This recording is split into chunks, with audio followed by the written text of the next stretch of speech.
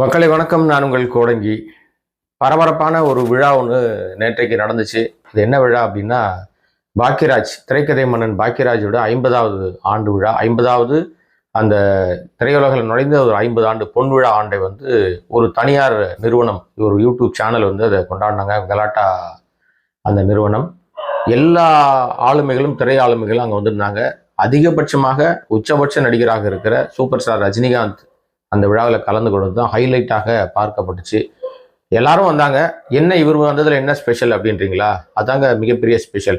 ஏன்னா super star அவர்களுக்கும் இது 50வது பொன்விழா ஆண்டு. இந்த 50வது பொன்விழா ஆண்டை அவர் திரையுலகில் நுழைஞ்சு 50 வருஷம் ஆயிடுச்சு, யாருமே கொண்டாடலையே அப்படின்னு சொல்லி நம்ம வருத்தமாக நிறைய பதிவுகள் போட்டுட்டு இருக்கோம். அந்த வருத்தம் வந்து இன்னைக்கும் நமக்கு இருக்கு. இவரை ஏன் இந்த திரையுலகம் கொண்டாட மறந்தது, கொண்டாடுறதுல ஏன் வந்து தவிர்த்தாரு, இல்லை இவர் தவிர்த்தாரா, இல்லைன்னா அது ஏன் தவிர்க்கப்பட்டுச்சு அப்படின்னு நமக்கு தெரியல. அது பெரிய மனக்குறைன்னு வச்சுங்களேன். இப்போ இவருடைய பொன்விழா ஆண்டுல, பாக்கியராஜுடைய பொன்விழா ஆண்டுல அவரை போய் சிறப்பு விருந்தினராக நீங்க வாங்க அப்படின்னு சொல்லி அழைத்தப்ப அவர் மறுக்காம வந்ததோடு மட்டும் இல்லாம மிகப்பெரிய உண்மைகளை, மிகப்பெரிய ஒரு அழுத்தமான விஷயங்களை, மனசுல இவ்வளவு காலம் ஒளிச்சு வச்சிருந்த பல உண்மைகளை வந்து அந்த மேடையில உடைச்சு விட்டதுதான் இன்னைக்கு வந்து பேசுபொருளாக மாறி இருக்கு. அதுல மிக குறிப்பாக ஒரு விஷயத்தை அவர் சொன்னார். அதாவது திரையுலகில் வந்து 70வது ஆண்டு காலத்துல 3 ராஜாக்கள் உள்ள நுழைஞ்சாங்க. ஒருத்தர் பாரதி ராஜா, ஒருத்தர் வந்து பாக்கியராஜா, இன்னொருத்தர் இளையராஜா. இந்த 3 ராஜாக்கள்ல வந்து அவரவர்கள் துறைகள்ல அவங்க பெரிய ஜாம்பவான்களாக கோல வச்சுக்கிட்டு இருக்காங்க இப்ப வரைக்கும். அதுல வந்து பாக்கியராஜ் வந்து திரைக்கதை மன்னனாக, நம்ம பெரும் திரைக்கதை மன்னர்கள் பல பேர் இருந்தா கூட எல்லாவற்றுக்கும் உதாரணமாக இருக்கிற ஒருவர் வந்து நம்ம கிட்ட இருந்து இருக்காரு. அவருக்கு வந்து சம்பாதிக்கவே தெரியாது. அவர் வந்து எம்ஜிஆருடைய கலை உலக வாரிசுன்னு சொன்னா கூட அவருக்கு வந்து அவர் நினைச்சிருந்தாருன்னா போயஸ் கார்டன்ல 4 வீடு வாங்கியிருக்க முடியும், பெரும் செல்வந்தரா இருந்திருக்க முடியும். ஆனா உழைப்பு உழைப்பு உழைப்பு, சினிமா சினிமா சினிமானே அதுக்குள்ள போயிட்டாரு. பெருசா அவர் வந்து பணம் சம்பாதிக்கிற நோக்கில் அவர் இல்லைன்ற மாதிரி அர்த்தத்தோட ரஜினி அவர்கள் பேசும்போது அந்த அரங்கமே கைத்தட்டுச்சு. அதை விட ஒரு ஷாக்கான ஒரு விஷயத்த சொன்னாருங்க. அதுதான் ரொம்ப அதிக இந்த வீடியோ போடுவதற்கே அதுதான் நோக்கமாக இருந்தது. அவர் வந்து பேசின விஷயம் அவங்க வந்து சேனல்ல வெளியிடுவாங்க, நீங்க பார்க்க போறீங்க. ஆனா ரஜினிகாந்துடைய குணாதிசயம் என்ன அப்படின்றத வந்து அதை நம்ம புரிஞ்சுக்கிறதுக்காக தான் இது நம்ம பார்வையாளருக்கு சொல்லணும் நான் வந்தேன். எப்பவுமே பார்த்தீங்கன்னா அடுத்தவர்களை உயர்த்தி பேசுற இடங்கள்ல எங்க என்ன பேசணும், எது சொன்னா அந்த மக்களுக்கு சரியா வரும், எதற்காக நம்ம அந்த இடத்துல அழைச்சிருக்காங்க, ஆனாலும் மனசுல பட்டதை பேசிடணும், யாருக்காகவும் எதையும் யோசிக்கிறது இல்லை அப்படின்னு சொல்லி எப்பவுமே ரஜினிகாந்த் ஒரு நிலைப்பாடை வச்சிருப்பார்ல. அது சில நேரங்களில் அவருக்கு அது பாதகமாக கூட மாறி இருக்கு. அந்த பாதகமாக மாறினாலும் நான் என்னுடைய நிலைப்பாட்டில இருந்து மாறினதே இல்லை அப்படின்னு சொல்லி ரஜினிகாந்த் இன்றைக்கு வரைக்கும் அதை கடைபிடிச்சிட்டே இருக்காரு. 96 காலகட்டம் 96ல வந்து அவர் வந்து ஒரு விழா மேடையில் அவர் பேசுற பேச்சு வந்து பெரும் பிரளயம் வெடிச்சது, மிகப்பெரிய பிரச்சனையாக மாறிச்சு. அதன் மூலமாக ஆட்சி மாற்றமே நடந்துச்சு. அவர் பேசின பேச்சு மீண்டும் ஜெயலலிதாவை வந்து தமிழ்நாட்டில் வந்து ஜெயலலிதா மக்கள் நம்பினாங்கன்னா ஆண்டவனால கூட தமிழ்நாட்டை காப்பாற்ற முடியாது அப்படின்னு சொல்லி அவர் பேசின பேச்சு, பாட்ஷாவுடைய பட விழாவில் பேசின பேச்சு பெரும் பிரளயமாக வெடிச்சு ஆரம் வீரப்பன் அவருடைய வீட்டில் வந்து வெடிகுண்டு வீசப்பட்டுச்சு. இன்னும் பல விஷயங்கள் நடந்துச்சுன்னு வச்சுங்களேன்.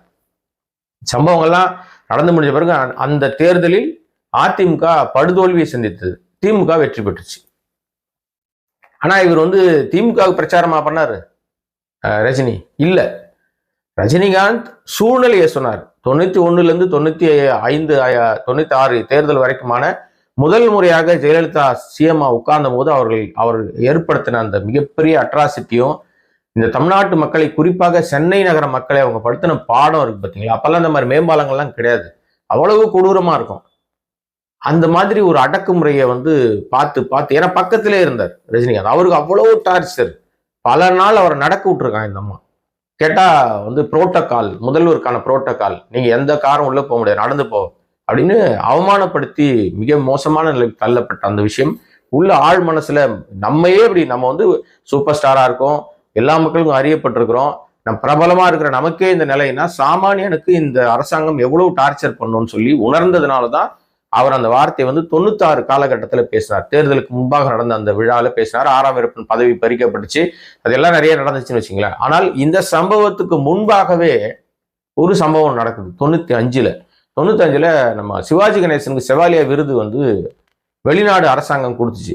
அதை கொண்டாடுவதற்காக இங்க வந்து ஒரு விழா நடத்தியிருந்தாங்க. அந்த விழாவுக்கு அழைக்கப்பட்டது அப்போதைய முதல்வராக இருந்த ஜெயலலிதா.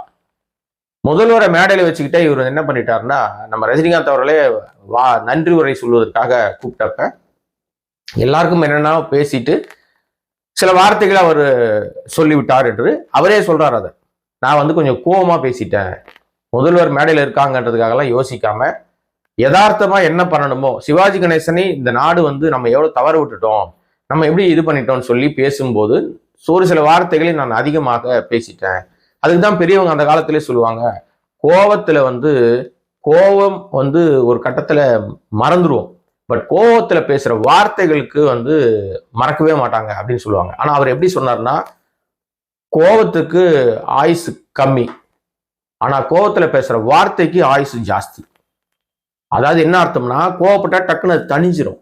கோபத்துல ஒரு வார்த்தை விட்டுட்டீங்கன்னா காலத்துக்கும் அது உறுத்திக்கிட்டே இருக்கும், சொல்லிக்கிட்டே இருப்பாங்க அப்படின்றதுதான் அந்த அர்த்தத்தினுடைய விஷயம். அந்த மாதிரி நான் கோபத்துல கொஞ்சம் கோபமா நிறைய விஷயத்த பேசிட்டேன். நான் பேசி முடிச்ச உடனே அங்க அந்த விழாவுக்கு அவங்க முதலமைச்சர்னும் போது நிறைய புரோட்டோகால் கட்டுப்பாடுகள்லாம் வச்சிருந்தாங்க. நடிகர்ல பஸ்ல தான் கூட்டு இருந்தாங்க. நான் அங்கிருந்து அதுக்கப்புறம் பேசி முடிச்சுட்டு நான் நிறைய ஃபேன்ஸ் என்னை ஒரு ஜீப்ல, திறந்த ஜீப்ல அங்க சுத்தி கூட்டு போனாங்க, இதெல்லாம் பண்ணாங்க, அதெல்லாம் கூட எல்லாம் போனேன். நான் அங்க நிறைய பேர் எனக்கு மேல ஏதோ தூக்கி அடிச்சானுங்க, என்னை கிள்னாங்க, என்ன பண்ணாங்கன்னா நிறைய என்னை நெருக்கடிக்குள்ளாக்குனாங்க. ஒரு மாதிரியா பதட்டமான சூழல் இருந்துச்சு. நம்ம விஜயகுமார் கூட சொன்னார், வேணாம் நீங்க பண்ணாதீங்க, வேணாம் எல்லாரும் கோபமா இருக்காங்க, நீங்க பண்ணாதீங்க, வாங்க போலாம் அப்படின்லாம் சொன்னாரு. இதுக்கு இடையில பாத்தீங்கன்னா திடீர்னு என்னை பல பேர் வேற வழியில் கூட்டு போலான்னாங்க. நான் எங்க ஆர்டிஸ்ட் வந்த பஸ்ஸை பார்த்தா அந்த 3 பஸ்ஸும் போயிடுச்சு. போலீஸ்காரங்க வேடிக்கை பார்த்துட்டே இருக்காங்க. ஏன்னா அவங்களுக்கு பயம், எனக்கு சப்போர்ட் பண்ணி என்னை காப்பாற்ற அவங்க வேலை பறி போயிடுமோன்னு பயந்தாங்க. நான் என்ன பண்றதுன்னு தெரியல. நானே பதட்டமடைந்த சூழ்நிலையில திடீர்னு ஒரு குரல் கேட்டுச்சு, எங்க போறீங்க, என்ன பண்றீங்க, வாங்க அப்படின்னு சொல்லி பக்கத்துல போலீஸ் கார் ஒன்று நின்றுச்சு. அந்த போலீஸ்காரை கூப்பிட்டாரு. கூப்பிட்ட குரலுக்கு சொந்தக்காரர் யாருன்னா இந்த மேடையில உட்கார்ந்து இருக்கிற பாக்கியராஜ் தான். இவர் தான் அங்க என்னைக்கு அந்த கூப்பிட்டு அந்த போலீஸ் கார்ல என்னை உட்கார வச்சு அந்த போலீஸ்கார்கிட்ட சொல்லி, நீங்க ஏன்னா பூர்ணிமாலாம் இங்க விழால தான் இருக்காங்கன்னு அவங்களெல்லாம் கூப்பிட்டு போனோம், அதனால இவரை பத்திரமா கொண்டு போய் வீட்டுல நீங்க டிராப் பண்ணுங்க, வீட்டுக்கு போனோன்னே எனக்கு ஃபோன் பண்ணி சொல்லுங்க, பத்திரமா போங்க. போலீஸ்காரை மிரட்டி அவர் கார்ல, போலீஸ் கார்ல என்னை பத்திரமா வெளியே அமுச்சு வச்சாரு. இதன் மூலமா அவர் சொல்ல வந்த விஷயம் என்னன்னா, என் உயிரை என்னை காப்பாற்றியது இன்னைக்கு நான் உங்க முன்னாடி பேசிக்கிட்டு இருக்கேன்னா நிச்சயமாக அந்த அந்த கூட்ட நெரிசல்ல, ஏன்னா அவங்க கேடர்ஸ் இருந்தாங்க, அதிமுக தொண்டர்கள் இருந்தாங்க, அவங்களுடைய மாவட்ட நிர்வாகம் இருந்துச்சு, எல்லாருமே அங்க இருந்தாங்க. ஜெயலலிதாவுக்கு முன்னாடி யாருமே பேசுவதற்கு பயந்தாங்க. நான் அந்த மாதிரி பேசின உடனே எல்லாரும் கோவப்பட்டு என்னை ஏதாவது செய்திருந்தால் எனக்கு என்னுடைய உயிருக்கே ஆபத்தாக முடிந்திருக்கும். அங்க என்ன உயிரை காப்பாத்தினது பாக்கியராஜ் தான். நான் இந்த விஷயத்தை ஏதாவது ஒரு மேடையில நான் பதிவு பண்ணணும்னு ரொம்ப காலமா காத்துக்கிட்டு இருந்தேன். சரியான மேடை அமையல. இந்த மேடை அதுக்கு சரியான மேடை. 50வது பொன்விழா ஆண்டுல இந்த மேடையில அவர் யார், பாக்கியராஜ் யார், என்னை அவர் எப்படி பார்த்தார், நான் இன்னைக்கு நின்று பேசுறதுக்கு அவர் தான் காரணம் என்பதை மிக வெளிப்படையாக பட்டவர்த்தனமாக உண்மையை உடைச்சி பேசியிருக்காரு. அவர் சொன்ன விஷயத்துல யாருமே அந்த நன்றியை மறந்துடுவாங்க. அது என்னைக்கோ இன்னைக்கு பாக்கியராஜை விட மிகப்பெரிய உயரத்துல, மிகப்பெரிய உச்சத்துல, மிகப்பெரிய இடத்துல அன்னைக்கே அவர் தான் இருந்தார், இன்னைக்கும் அவர் தான் இருக்கார் ரஜினிகாந்த் தான். அவருக்கே 50வது பொன்விழா ஆண்டு, அவருக்கே யாரும் விழா நடத்தல. ஆனா இன்னொரு விழால போய் இன்னொரு நடிகரை, இன்னொரு இயக்குனரை, இன்னொரு தயாரிப்பாளரை வாழ்த்துவதற்கு ஒரு மனசு வேணும்ல. அது நிச்சயமா ரஜினிகாந்த் அவர்களுக்கு எப்பவுமே இருக்கு. இந்த விழா அதுக்கு மிக பொருத்தமான விழாவாக மாறி போச்சு. இந்த விழாவிலையும் அவர் இவர் யார், இவர் எம்ஜிஆருடைய கலை வாரிசு பாக்கியராஜ் தான் அப்படின்றத பட்டவர்த்தனமா மீண்டும் ஒரு முறை அடிக்கோடிட்டு சொல்லியிருக்காரு. இன்னைக்கு எம்ஜிஆர் வாரிசுன்னு பல பேர் கிளம்பி வராங்க. எம்ஜிஆர் நானும் ஒண்ணுன்னு கிளம்பி வராங்க. எம்ஜிஆருக்கு அப்புறம் நான் தான் அடுத்த எம்ஜிஆர் அப்படின்னு கிளம்பி வராக்கள் நிறைய பேர் கிளம்பி வராங்க. அதெல்லாம் இல்ல. எம்ஜிஆர் எப்படி இருந்தார், எம்ஜிஆருடைய வாரிசாக, கலையுலக வாரிசாக அறிவித்தவரே பாக்கியராஜ் தான். அவரே இங்க உட்காந்துருக்காரு, சம்பாதிக்க தெரியாதவர், தன் குடும்பத்துக்காக எதையுமே செஞ்சு வச்சுக்காதவர், சினிமாவுக்காகவே உழைத்தவர், ஒரு புத்திசாலி, அறிவாளி, திறமசாலி, ஆனா தனக்கான எதுவும் சேர்த்துக்காதவர் அப்படின்னு சொல்லி அவரை புகழ்ந்து பேசுற விஷயம் இருக்குல்ல, அவருக்கான அந்த உரிய மரியாதை அங்கீகாரம் கொடுக்கிறவர் இருக்குல்ல, ஒரு கதைக்கும் ஒரு விஷயத்த சொல்லி அவரை புகழ்ந்த விஷயம் மிக மிக நேர்த்தியாக ஒரு விஷயம். அவர் அந்த மேடையில கூப்பிட்ட உடனே அவருக்கு ஒரு தங்கச்சங்கிலியை அணிவித்தார். பாக்கியராஜுக்கு ரஜினிகாந்த் ஒரு தங்கச்சங்கிலி அணிவித்து தான் இந்த பேச்சுக்கெல்லாம் தொடர்ந்தார். அப்படி பேசும்போது இன்னொரு பெரிய இன்ட்ரெஸ்டிங்கான ஒரு விஷயத்த சொன்னாரு. சமீபத்துல ரீரிலீஸ் ஆகி சக்கப்போடு போட்ட படம் படையப்பா. படையப்பா படத்துல நம்ம எல்லாரும் ரஜினிகாந்த் நடிப்பை விட மிஞ்சுகிற அளவுக்கு பயங்கரமா ஸ்கோர் எடுத்தது நீலாம்பரி, ரம்யா கிருஷ்ணனுடைய கதாபாத்திரம். பாக்யராஜ் கிட்ட வந்து ரஜினிகாந்த் இந்த மாதிரி நான் ஒரு கதை பண்ணலான்னு இருக்கேன், இந்த மாதிரி ஒரு விஷயம் இருக்கு, இது இந்த கதையில இன்னார் இந்த கேரக்டர், படையப்பா கேரக்டர் இந்த கேரக்டர், நீலாம்பரின்னு ஒரு கேரக்டர் இருக்கு, அது இந்த மாதிரி வரும் அப்படின்னு சொல்லி கதையை நான் அவர்கிட்ட சொன்னேன். அவர் கதை முழுசா கேட்டு அவர் சொன்ன விஷயம், நீலாம்பரி யார் பண்றாங்கலாம் தெரியாது, ஆனா இந்த கதாபாத்திரத்தை அழகா கரெக்டா பண்ணீங்கன்னா இந்த படம் எங்கேயோ போயிடும், வேற லெவல் இந்த படம் மிகப்பெரிய வெற்றி பெறும்னு கதை எழுதுவதற்கு முன்பாகவே, நடிகையை தீர்மானிப்பதற்கு முன்பாகவே, இயக்குனரை தீர்மானத்துக்கு முன்பாகவே வந்து அவர் வந்து எனக்கு வந்து சொன்னாரு அப்படின்றத ரொம்ப ஆணித்தரமா படையப்பா வெற்றிக்கு முழுக்க முழுக்க முன்பே கணித்தவர் வந்து பாக்யராஜ். அதுதான் அதனாலதான் அவர் திரைக்கதை மன்னன்னு நம்ம சொல்றோம்னு சொல்லாம, படையப்பாவில நீலாம்பரி கதாபாத்திரம் படையப்பா வெற்றி பெற வைக்கும்னு சொல்லிட்டாரு ஒத்த வார்த்தையில. நான் இவ்வளவு நேரம் பேசினால இவ்வளவும் அவர் பேசினாரானா அவ்வளவு பேசல, ஒரு வார்த்தையில சொன்னார், அது அவ்வளவும் அதுக்குள்ள பொதிந்து இருக்கு. இது மட்டுமா சொன்னாரு, பாக்யராஜ் இன்னொன்னு சொன்னாராம். அதாவது பாபா பண்ணும்போது இதே மாதிரி கதையை அவர்கிட்ட சொல்லியிருக்காரு, இந்த மாதிரி நான் பாபான்னு ஒரு படம் பண்ண போறேன், இந்த படத்தோட கதை இதுதான், இது இப்படித்தான் வரும் அப்படின்னு சொன்னப்ப, அப்போதும் மனசுல வெளிப்படையாக ஐயோ ஒரு சூப்பர் ஸ்டார் ஆச்சு ரஜினிகாந்த் ஆச்சு நம்மகிட்ட கதை கேட்கிறாரு, கதையை நம்ம கிட்ட சொல்றாரு, இந்த கதை நல்லா இல்லைன்னு சொன்னா தப்பாயிடுமே அப்படின்லாம் பாக்யராஜ் நினைக்காம என்ன சொல்லணுமோ அதை தெளிவா சொல்லிட்டு இருக்காரு. நீங்க ஆன்மீகத்துல, அதாவது பாக்யராஜ் சொன்னதை அவர் அப்படி சொல்றாரு, நீங்க ஆன்மீகத்துல இருக்கீங்க, உங்களுக்கு ஆன்மீகம் பிடிக்கும், ஆனா இது சினிமா, உங்களுக்கு பிடிச்ச ஆன்மீகம் எல்லாருக்கும் பிடிக்கணும்னு சட்டம் இல்லை, இது கொஞ்சம் ரிஸ்க் தான், கொஞ்சம் பார்த்து பண்ணுங்க அப்படின்னு சொல்லி, இந்த படம் தேராது, தோத்துரும், இந்த படம் பெருசா மக்கள்கிட்ட ரீச் ஆகாதுன்னு அவர் நேரடியா சொல்லாம கொஞ்சம் ரிஸ்க் தான் அப்படின்ற ஒரு வார்த்தைய சொல்லிட்டு, நம்ம ரஜினிகாந்த் அவர்கள் தான் ரிஸ்க் எடுக்கிறதெல்லாம் ரஸ்க் சாப்பிட்ற மாதிரி இல்ல வடிவேலு பாணியில, அது வந்து எதுவாக இருந்தாலும் பார்த்துடலான்டான்னு. ராகவேந்திரா யாருக்கும் பிடிக்காது, ஆனா அவர் வந்து ரஜினிகாந்த் அவர்களுக்கு பிடிக்கும், அவரு 100வது படம், 100வது படம்னா எல்லாருக்கும் வெற்றி படமா தான் இருக்கணும் அப்படின்லாம் ஒன்றும் சட்டம் கிடையாது, எனக்கு மனசுக்கு பிடிச்ச படத்தை நான் எடுக்கிறேன்னு எடுத்தார் இல்லையா. அந்த மாதிரி பாபா கதையை சொல்லும் போதும் பாக்யராஜ் வந்து இல்ல இந்த கதை கொஞ்சம் ரிஸ்க் தான் அப்படின்னு சொல்லியிருக்காரு. சோ இது எல்லாத்தையும் அவர் ஜோசியர் கிடையாது பாக்யராஜ், ஆனா கணிக்க தெரிஞ்சவர், சினிமா எதை மக்கள்கிட்ட போய் மக்கள்கிட்ட கொண்டு கொடுத்தா மக்கள் அதை ஏத்துப்பாங்க அப்படின்னு. ஏன்னா மொழி தெரியாமையே இந்தியில போய் படம் பண்ணலையா அமிதாப் பச்சன் வச்சு, அவருக்கு இங்கிலீஷே சரியா வராதுன்னு அவரே சொல்லியிருக்காரு, ஹிந்தி எப்படி வரும், ஆனா அங்க போய் இவருக்கு தெரிஞ்ச இங்கிலீஷ்ல அவருக்கு சொல்ல அமிதாப் பச்சனுக்கு ஹிந்தி மட்டும் தான் தெரியும், அவருக்கு தெரிஞ்ச இங்கிலீஷ்ல இவருக்கு புரிஞ்சுக்கிட்டு ஏதோ ஒரு விஷயத்துல புரிஞ்சு அவங்க வந்து 2 பேரும் படம் பண்ணி அந்த படம் சூப்பர் டூப்பர் ஹிட், அதுதான் பெரிய ஹைலைட். அங்க ஹிந்தி படமும் வெற்றி.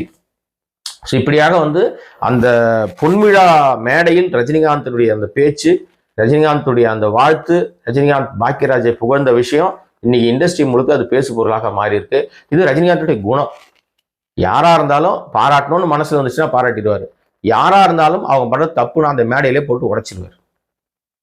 அப்படி மேடைக்கு மேடை அவர் வந்து மாறிக்கிட்டே இருந்தாருன்னு வச்சுங்களேன், அதாவது எல்லாருக்கும் ஏற்ற மாதிரி ஜால்ரா அடிச்சுட்டே இருந்தாருன்னா அவர் வந்து இன்னைக்கு இந்த உயரத்திற்கு வந்திருப்பாரான்னு சந்தேகம் தான்.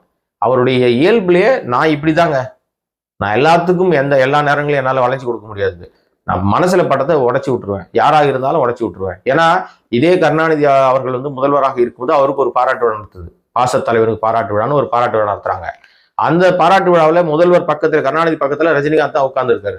அந்த மேடையில வந்து அஜித் போய் நின்று இந்த மாதிரி ஐயா எங்களை வந்து விழாவுக்கு வர சொல்லி மிரட்டுறாங்க உருட்டுறாங்கன்னு சொல்லிட்டு அவர் பேசின உடனே, கருணாநிதி முதல்வர் பக்கத்துல இருக்காரு, அவருக்கு தான் அந்த பாராட்டு விழான்னு சொன்னா கூட எந்திரிச்சு நின்று கைத்தட்டினது வந்து யாருன்னா நம்ம ரஜினிகாந்த் அவர்கள். இன்னைக்கும் அது பெரிய பேசு பொருளா மாறிச்சு. மறுநாள் காலையில கருணாநிதி அவர்கள் வீட்டுக்கு வந்து அஜித்தை காலையில 7 மணிக்கெல்லாம் கூட்டு போனது ஒரு தனி கதை, அது தனி வரலாறு. அதற்கும் சமரசம் செய்து வச்சு சமாதானம் பேசி அஜித் மேல திமுக மெம்பர்ஸ் எதுவும் கோவப்படக்கூடாதுன்னு முன்னாடி நின்று அதை பஞ்சாயத்தை தீர்த்து வச்சதும் சூப்பர் ஸ்டார் ரஜினிகாந்த் தான். ஜெயலலிதா செய்த தவறுகளை சுட்டி காட்டி ஜெயலலிதாவுடைய கேடஸால் பாதிக்கப்பட்டப்ப கூட எந்த காலம் கொண்டும் அவர் இறங்கி போகாம இருந்ததும் அவர் தான். ஆனால் அவர் வந்து இறங்கி போகணும்னு நினைச்சப்ப யோசித்தது வந்து அது மகளுடைய திருமணம். நான் ஏற்கனவே நம்மளுடைய சேனல்ல சொல்லியிருக்கேன், மகளுடைய திருமணத்துக்காக நம்ம போனா நம்மளை மதிப்பாங்களா மதிக்க மாட்டாங்களா தெரியாது, ஒரு அப்பாயின்மெண்ட் கேட்டுருவோம், ஏன்னா அவங்க சிஎம்மா இருக்காங்க, நம்ம பக்கத்திலேயே இருக்கும், கொடுக்கலன்னா தப்பாயிடும் சொல்லி அப்பாயின்மெண்ட் கேட்டப்ப ரஜினிகாந்த் தானே வர சொல்லுங்க, இத்தனை மணிக்கு வர சொல்லுங்கன்னு சொல்லி வாசலில் நின்று அவரை வரவேற்று திரும்ப வாசலுக்கே வந்து அவரை வழி அனுப்பின விஷயம் ஜெயலலிதா யாருக்காகவும் அப்படி செஞ்சதே கிடையாது. இதை வந்து அவர் வந்து ரொம்ப நெகிழ்ச்சியாக அவருடைய மறைவு நேரத்தில் நடந்த அஞ்சலி நிகழ்ச்சியில சொன்னார். நான் வந்து அந்த அம்மாவை அப்படி நினைக்கவே இல்லை, யாராவது ஒரு ஐஏஎஸ் ஆஃபீஸரோ ஒரு கலெக்டரோ இல்லைன்னா ஒரு டிஜிபியோ இல்லை யாரோ ஒருத்தர் வந்து அதிகாரிகள் வந்து வாங்கிடுவாங்க, பிஏக்கள் வாங்கிட்டு அனுப்பிடுவாங்கன்னு நினைச்சேன். ஆனா அந்த அம்மாவே வாசல்ல வந்து என்னை வரவேற்றது உண்மையிலேயே நான் யார் என்பதை அவங்க புரிஞ்சுக்கிட்டாங்க, என்னுடைய இயல்பு புரிஞ்சுக்கிட்டாங்க. ஸோ அதனால வந்து நிறைய விஷயங்கள் எனக்கு ரொம்ப வருத்தமா, அவங்க இன்னும் வந்து அவங்களுடைய ஆயுசு நாட்கள் இருந்திருக்கலாம் சொல்லி அந்த வருத்தப்பட்டு சொன்ன விஷயம் இருக்கு. அதுதான் ரஜினிகாந்த். மனசுல வச்சு குழந்தை மாதிரின்னு வச்சுங்களேன். ரஜினிகாந்த் வந்து ஒரு குழந்தை. அந்த குழந்தைக்கு என்ன தெரியும்னா அது எல்லா நேரங்களிலும் உண்மையே பேசும். அப்படி பேசி பல நேரங்களில் திட்டு வாங்கியிருக்காரு. அப்படி பேசி பல நேரங்களில் வந்து பயங்கரமா அவரை நம்மளே பயங்கரமா கடிச்சிருக்கோம் அவரை. நீங்க அந்த தூத்துக்குடி துப்பாக்கி சம்பவமா இருக்கட்டும், பல விஷயங்கள்ல வந்து அவர் ஏதோ ஒன்று பேசிட்டு போயிட்டு பயங்கரமா மாட்டி பயங்கரமா ஒழிச்சிருக்காரு. அதுக்கப்புறம் இப்போ உஷாராயிட்டாரு. இப்ப தேவையில்லாம நீங்க என்ன மைக் நீட்டினாலும் ரொம்ப சாதுரியமாக பேசிட்டு ரொம்ப அந்த இடத்த விட்டு அழகா கடந்து போயிடுறாரு. அதுதான் அவருடைய அடுத்த கட்ட நிகழ்வு. ஸோ இது எனக்கு ரொம்ப ரொம்ப நெகிழ்ச்சியா இருந்துச்சு இந்த விஷயம். தன் உயிரை காப்பாத்தின பாக்கியராஜ்னு எத்தனை பேருக்கு தெரியும்? அன்னைக்கு அந்த கும்பல்ல அவரை காப்பாத்துறது அவரு தான் சொல்லி யாருக்குமே தெரியாது. இவர் சொல்லாம கூட மறைச்சிருக்கலாம். ஆனா இல்ல, அவருக்கான அங்கீகாரத்தை, அவருடைய மரியாதையை, சரியான நேரம் இது, இப்ப தும்மனா சரியா இருக்கும்னு பாத்தீங்களா, அந்த மாதிரி வந்து கரெக்டா வந்து அந்த மேடையில பாக்கியராஜை ஒரு படி உயர்த்தி தான் வந்து ஒரு எல்லாரையும் வந்து எப்படி எந்த இடத்துல வச்சிருக்கோம் அப்படின்றத மீண்டும் ஒரு முறை தான் உயர்ந்த இடத்துல இருக்கிறத சுட்டி காட்டி இருக்கிறார். அவரை உயர்ந்த இடத்துல நம்ம வச்சு பார்த்துக்கிட்டு இருக்கோம். அதுதான் ரஜினிகாந்தோட இயல்பு. ரஜினிகாந்த் இன்னும் வந்து பல விஷயங்களை நமக்கு வந்து கொடுக்க போறார் இந்த படங்கள் மூலமாக. அவருடைய பல்வேறு விஷயங்கள் அதை நம்ம வந்து எப்பெல்லாம் எதெல்லாம் நமக்கு தோணுதோ அதெல்லாம் நம்முடைய நேயர்களுக்கு சொல்வதற்கு வருவோம். இந்த வீடியோவை வந்து வழக்கம் போல சப்ஸ்கிரைப் பண்ணாமல் பார்த்துட்டு இருக்கிற அன்பு நண்பர்கள் சப்ஸ்கிரைப் பண்ணிட்டு பார்த்தீங்கன்னா இந்த சேனலுடைய வளர்ச்சிக்கு மிக பிரயோஜனமாக இருக்கும். வேறொரு சந்தர்ப்பத்தில் வேறொரு வீடியோவில் சந்திக்கிறேன். நன்றி, வணக்கம்.